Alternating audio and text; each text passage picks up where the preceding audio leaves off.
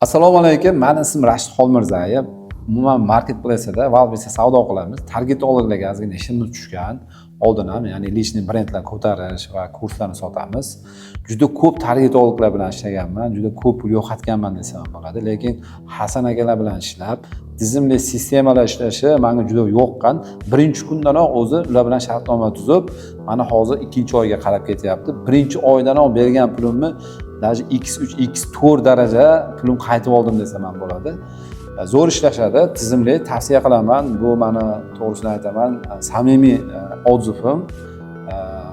Chunki juda ko'p targetologlar bilan ishlaganimda nyuanslar, kelishmovchiliklar,